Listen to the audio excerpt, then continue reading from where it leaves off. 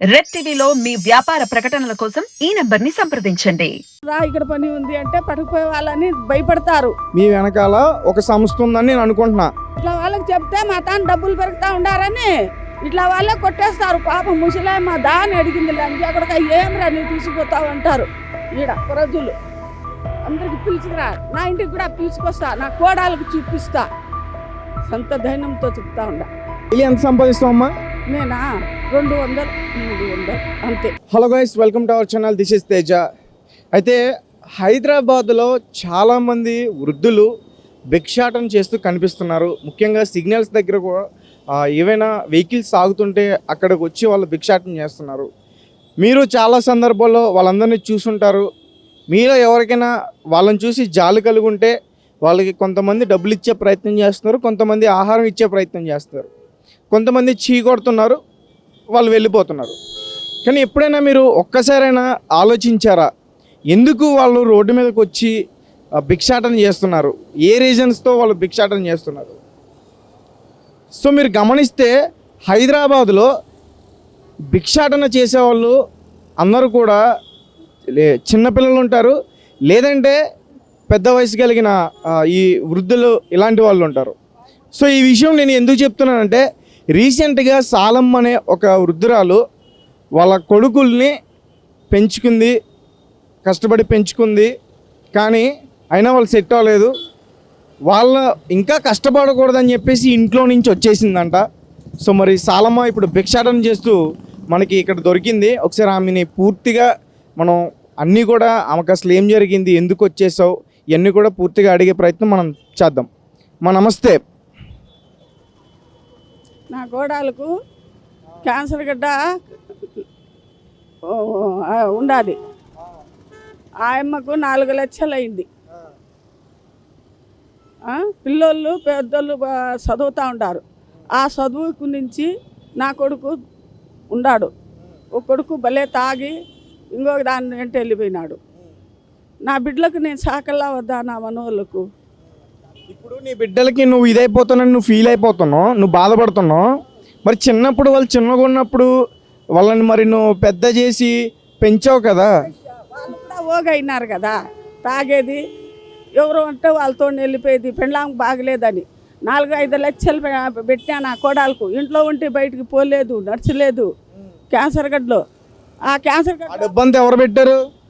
ఆ డబ్బంతా నేనే పెట్టినాను, అప్పులు చేసి 2 పిల్లలు ఉండారు.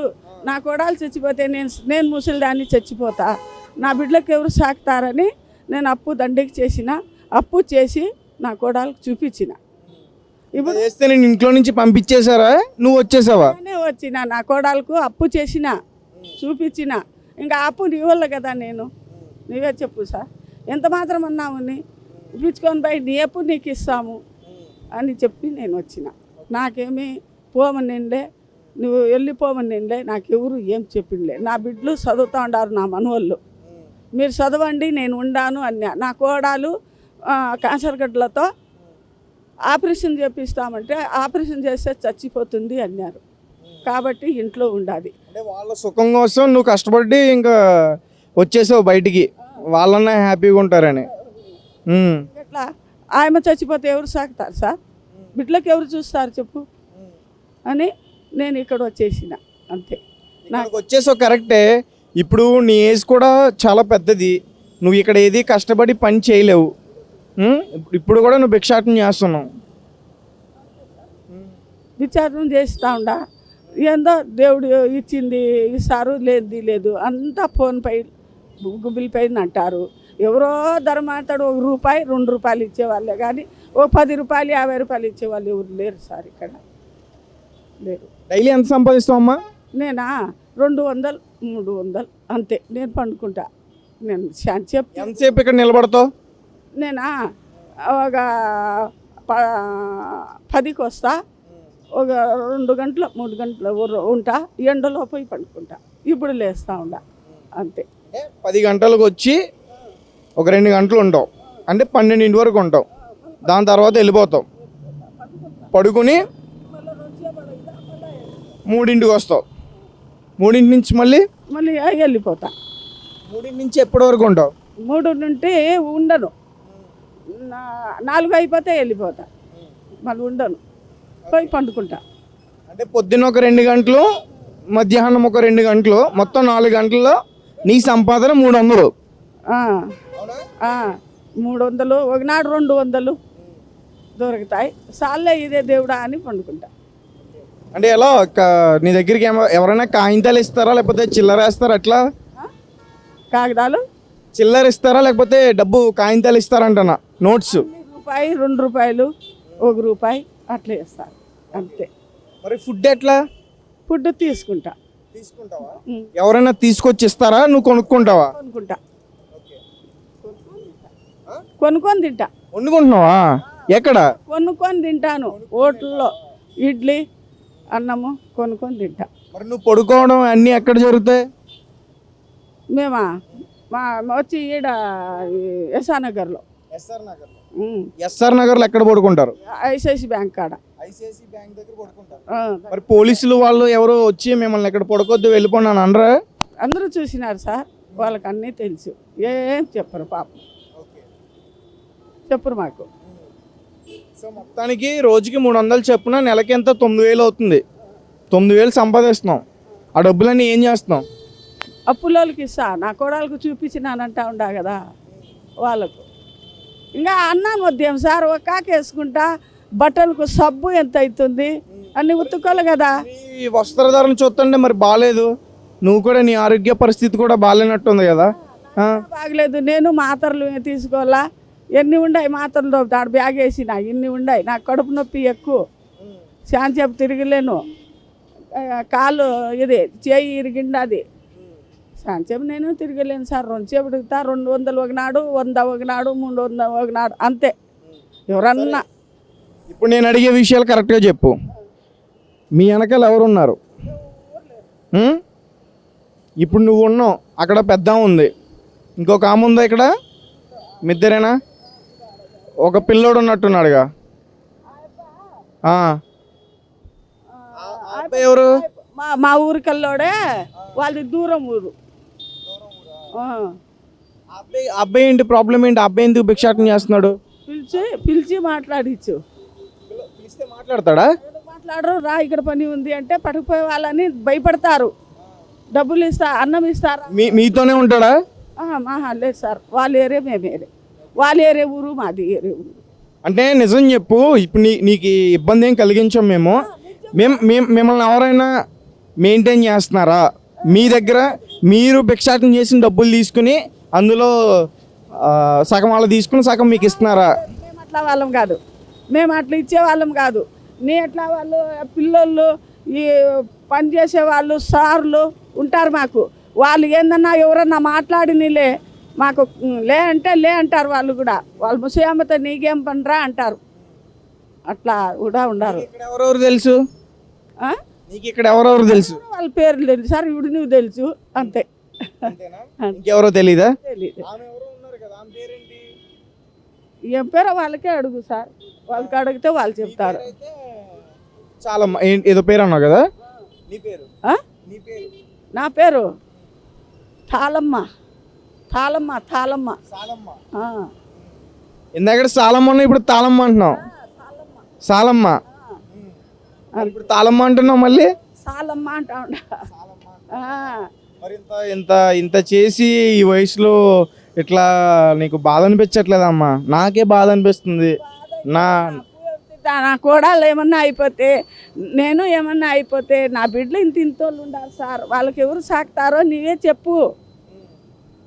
క్యాన్సర్ గడ్డలతో ఉండాది నా కోడలు, హాస్పిటల్లోనే పెట్టినా నా కోడలకు. ఇంకా ఎంత అవుతుందో. ఎలా నువ్వు ఉంటే నీ ఆరోగ్య పరిస్థితి, మరి నీ ప్రాణాలకు ముప్పై ఏదన్నా ఉంటే? నేను చచ్చిపోతే పర్వాలేదు, నా కోడలు సాయకూడదు. పిల్లలు ఉండారు ఇంత, ఎవరు సాగుతారు ఆ బిడ్డలకు? నేను ముసిలిదాన్ని, రేపు చచ్చిపోతా, ఆ బిడ్డలకి దిక్కు ఎవరు? నీవే చెప్పు సార్. మీ ఆయన చనిపోయారా, ఉన్నారా? కనపడవా? గాజులు కనపడతా, అర్థం కాల. మెట్లు గాజులు కనపడతా ఉంటాయి కదా, చచ్చిపోయినాడా లేదా అని.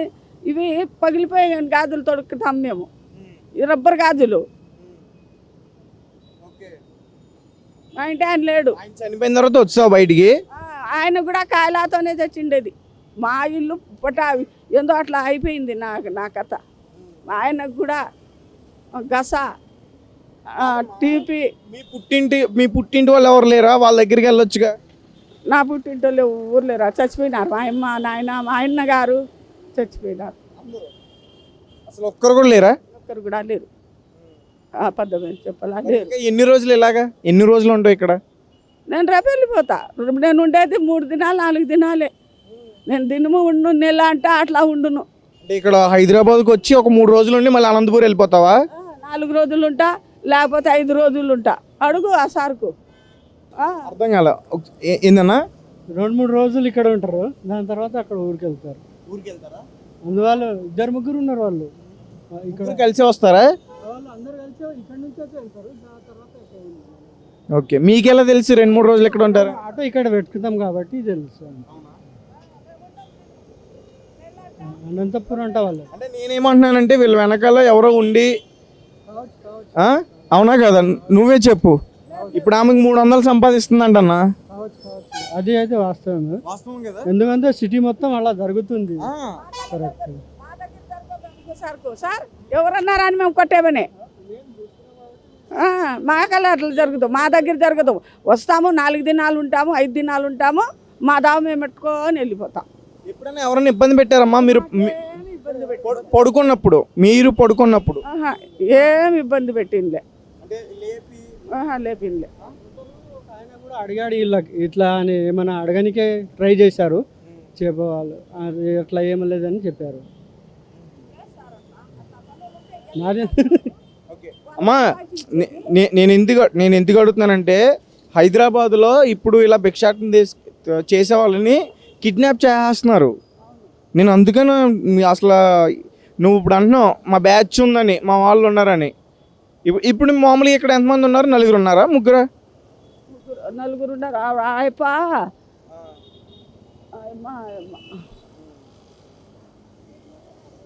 ఈ హైదరాబాద్లో ఎక్కడికైనా వెళ్ళాలంటే నేనే ఇబ్బంది పడతా, రోడ్లు తెలియక. నీకెలా తెలుస్తున్నాయి? నాకా ఏముంది, రోడ్డు పట్టుకో నీటికి వస్తా, ఇటు నుండి పోతా, అక్కడ పోయి గమ్మున్న బస్ స్టాండ్లో కూర్చుంటా, అంతే. ఈ రోడ్డే. అమ్మ నిజం చెప్పు, అమ్మ నిజం చెప్పు. సార్ మేము ఉండేది ఇప్పుడు ఏసానగరే మేము ఉండేది. అన్న నీకు అర్థమైందని నేను అడిగింది. సాధారణంగా మనమే ఇబ్బంది పడుతూ ఉంటాం హైదరాబాద్. మీకు ఎన్ని ఎలా తెలుస్తున్నాయి ఇక్కడ?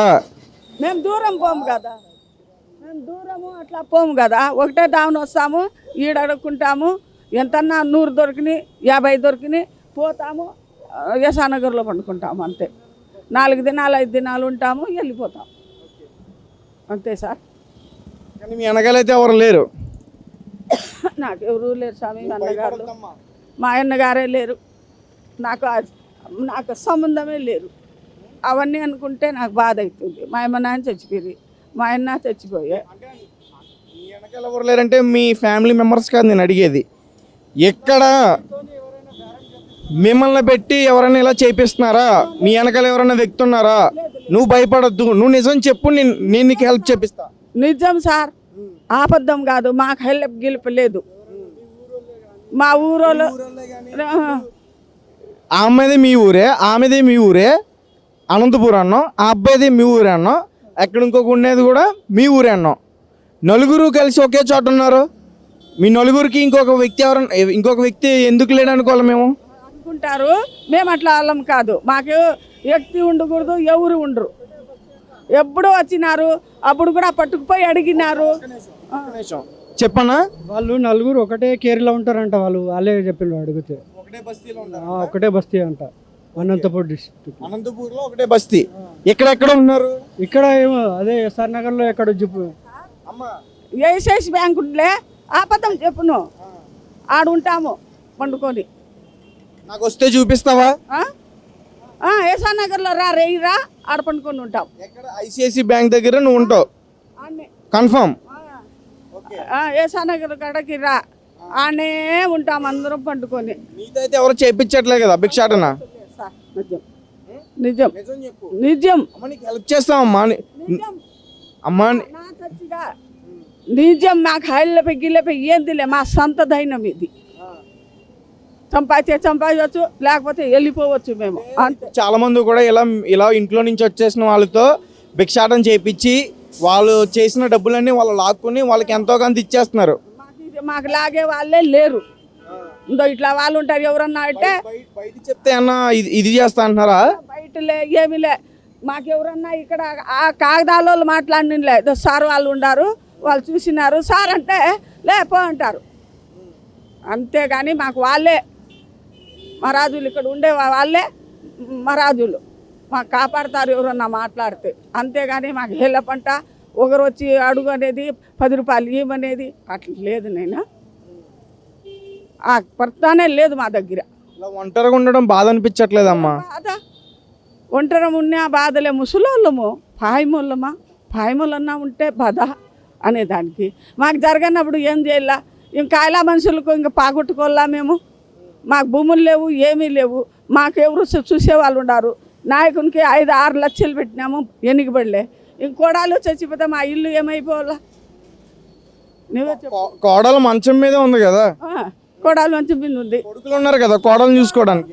ఉన్నాడు. ఎంత నీ చంపాయి పిల్లలకు చదివిస్తాడా వాడు?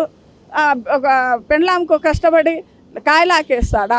తండ్రికి కాయలాకేసి అలిచిపోయినాడు. వానికి కూడా కాయలా వచ్చేసింది. వాడు కూడా హెల్త్ బాగలేదు. ఇంకేం చేయాలి? మా ఇల్లు కథే అయిపోయింది. ఇంకా అడిగి తొడుగా నువ్వు ఇచ్చినావు, వాళ్ళు బాగలేదని. నీకు ఇవ్వాలా వద్దా చెప్పు సార్? అక్కడ పింఛన్ ఏమి రావట్లేదా నీకు? నెలకి పింఛన్ వస్తుంది కదా వృద్ధులకి. నాకు పింఛనీలే, నాకు ఏంది రాలే. మొన్ననే నా కూడా చచ్చిపోయిండేది. సంవత్సరం అయింది. అది పింఛన్ ఏం రావట్లేదా? ఏంది రాదు. నేను పోతా స్వామి ఇప్పుడు. కాదమ్మా, అది కాదు.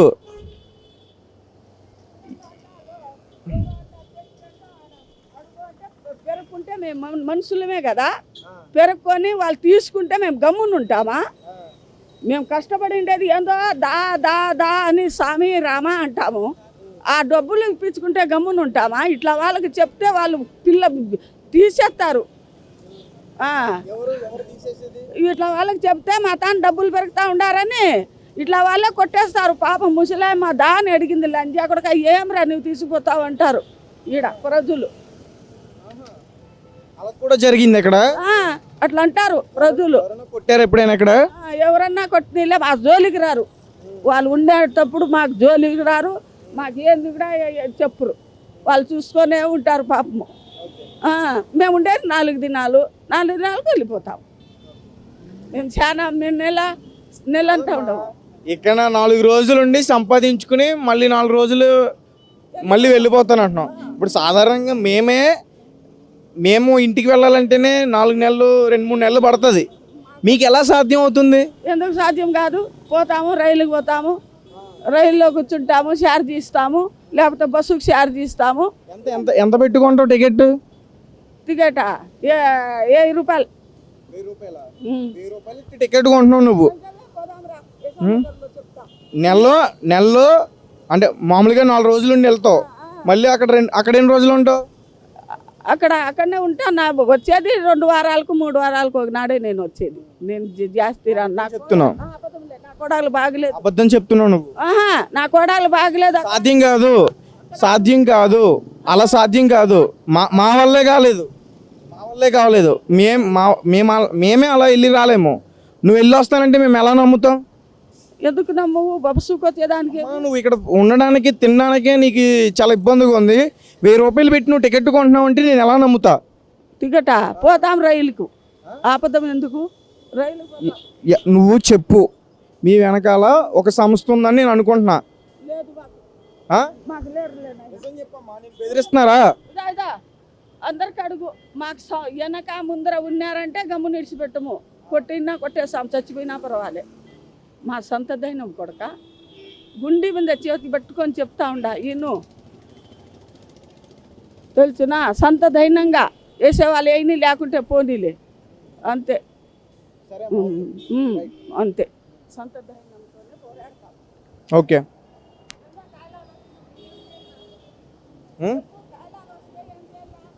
అసలు కాయలాలంటే ఏంటి? కాయలాలంటే ఏంది ఆడ మనిషికి క్యాన్సర్ గడ్డలు కడుపులో, క్యాన్సర్ గడ్డలు చచ్చిపోతారు అవి వస్తే. ఇంకా అడుగు సార్లకు అడుగు, గవర్నమెంట్కే అడుగు, వాళ్ళకే తెలుస్తుంది. ఆమె చెప్పిందే అది. అందరికి పిలుచుకురా, నా ఇంటికి కూడా పిలుచుకొస్తా, నా కోడాలకు చూపిస్తా, సొంత ధైర్యంతో చెప్తా ఉండ. నా ఇంట్లో కాయలా మనుషులు, నా కొడుకు కూడా ఇప్పుడు హెల్త్ బాగలేదు, హాస్పిటల్లో ఆడు కూడా ఉన్నాడు తెలుసునా. ఇట్లా బాధలు. అంటే నీ కొడుకును కూడా నువ్వే ఇక్కడ పోషిస్తున్నావా? నీ కొడుకును కూడా నువ్వే పెంచుతున్నావా? నా కొడుకు కూడా హెల్త్ బాగలేదు, ఉండేది ఒక కొడుకు ఒక కోడాలే. నా మనవాళ్ళు 4 ఉన్నారు, 4కు ఎవరు బబ్బు పెడతారు, ఇంతింతోళ్ళు ఉండారు. కానీ రోజుకైతే 300 సంపాదిస్తాం ఇక్కడ. 300 రూపాయలు వారం 4 రోజులు ఇక్కడ సంపాదిస్తావు. 4 మూడు ఎంత? 12 1200 మళ్ళీ 1000 రూపాయలు పెట్టి టికెట్ కొనేసి వెళ్ళిపోతున్నావు.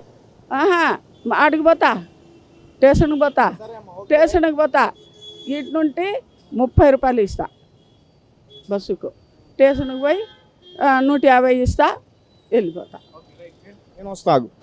సో గైస్ చూసారు కదా, ఆమె ఇందాక మనకు చెప్పింది 1000 రూపాయలు పెట్టి బస్ టికెట్ కొంటానని చెప్పేసి, ఇప్పుడేమో మళ్ళీ 30 రూపాయలు పెట్టి నేను వెళ్ళిపోతానంటుంది. నాకైతే మాత్రం వీళ్ళ వెనకాల ఎవరో ఉన్నారు, ఖచ్చితంగా వీళ్ళు నడిపిస్తున్నారు. ఎందుకంటే సాధారణంగా మనుషులు అర్థమైపోతారు, ఇలా భిక్షాటన చేసే మనుషులు అందరికీ అర్థమైపోతారు. అన్నీ ఉండి ఎవరో రోడ్డు మీదకి అయితే రారో. కొడుకు గురించి, కోళ్ళ గురించి, అందరి గురించి మంచిగా చెప్తుంది. సో నాకైతే ఖచ్చితంగా డౌట్ అయితే ఉంది.